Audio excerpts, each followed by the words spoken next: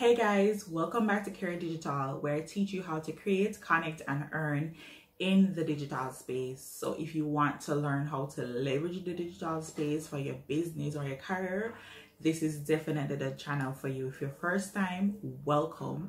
And if you're a returning constant viewer, welcome back. Today, I'll be talking about how I utilize Fiverr to help me identify my strengths. All right, so if you have watched my video on how to make money online, then you would know that Fiverr is one of the platforms that I utilize very actively and consistently in terms of making money online, right? And I started utilizing that platform around 2015, 2016 when I left my 9-to-5 job without any plans. You definitely want to check out that video because I give you a full breakdown in terms of how to make money online and my approach.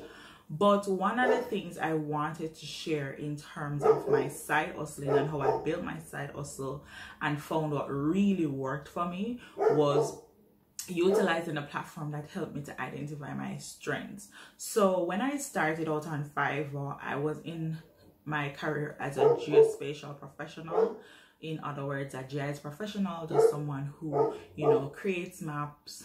If you think about Google Maps, that kind of thing, that's what my work entailed: creating maps, collecting data, that kind of thing, GPS, all of that. All right, straight geeky sciencey stuff, but really good work. But I didn't have or couldn't find my sweet spot in that era. However, I was really good at graphic designing, or people would tell me I'm good at graphics, but funny enough, when I started out on Fiverr, I wasn't providing graphic designing services. I started out on Fiverr doing like data entry, data typing, content writing, that kind of thing on it. And one of the things I must say with Fiverr is that it gives you that ability for you to create up to, I think it was 7 gigs. So I just created different gigs based on things that I thought I was good at or what people told me I was good at. But as I said, I didn't offer graphic designing. I was just doing content writing and the other stuff I mentioned. And so it took up to probably like a year or so after being on Fiverr to realize, like, hey, I need to do graphic designing because that was something I liked. So here are the 2 things or 2 ways I identified my strengths on Fiverr. The first thing, I'll be looking at my laptop just to remind myself of my notes, right? The first thing was I identified the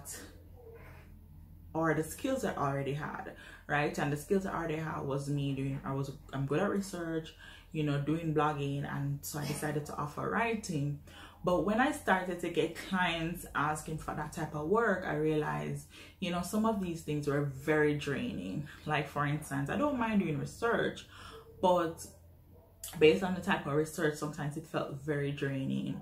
Also, when I was doing content writing, it wasn't that I wasn't good at it, I felt like I wasn't my best at it. So I was doing content and I was providing content for clients who order, but I didn't feel like it was just my best work, right? So I would do it and I made my money and I'm okay. But if you know me, I'm someone who is very big on being connected and doing stuff that I really enjoy. That's one of my mantras. And if you look behind me, you might not be seeing the sign clearly, but it says live what you love. And I'm very big on living what I love and doing what I love, and finding purpose in the things that I enjoy, or just finding purpose generally and doing more of the things that brings me joy, right? So yeah, so I was just creating content, doing stuff for my clients, and wasn't really enjoying it. So that was one of the things. Was the first thing for me is I had to identify my skills, right? So identify my skills, that are the things that I could do, and provide them as a service. And then 2, when I started to do those things for my clients, I realized, okay, I liked this, I didn't like this.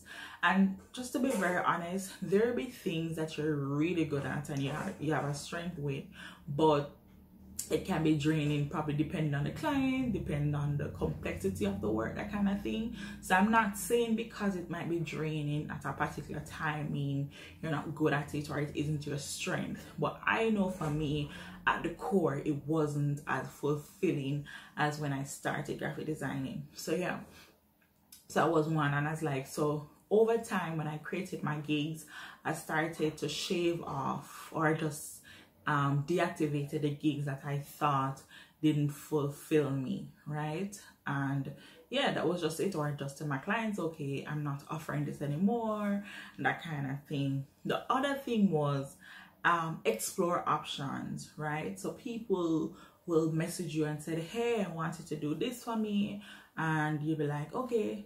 To yourself, you're like, okay, I have these skills, and you start doing them, but then you also realize, oh my god, this is not for me. The money might be good, but this is not for me. Again, if you might not be that type of person, you're just probably strictly money motivated, and you'll just do what you have to do just to get or make that bread, and that's fine. Fine, that's your thing. But for me, that wasn't it. So yeah, it was just those little things that helped me to realize my strengths. But I really want to go into when I started doing or offering graphic designing on Fiverr. What I did was, I'd say I'd create something for you on, I'll design something for in Canva. At that time, I was like getting used to Canva, creating stuff in Canva, and I was like, hey, why don't I create stuff in Canva? And the minute I started offering services in terms of creating graphics in Canva was the minute I realized, like, whoa, I found my sweet spot. So graphic designing is big, and I always say I don't consider myself a graphic designer, but I have graphic designing skills and I'm good at what I do, and I got a lot of commendations on my work. But what I have found is that when I found a niche, which was Canva, which is the design tool, and my skill, which is graphic designing, I was like, oh my god, this is a sweet spot. So I'd say, oh, I'll create anything for you in Canva for a certain amount of money.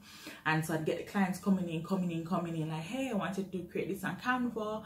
And one of the things that also worked for me was that I tried to clearly identify my customers who would want Canva. You have some persons who definitely don't want Canva. They don't have anything to do with Canva. But my target were entrepreneurs who were time restricted, don't have graphic designing skills, and they wanted to save money.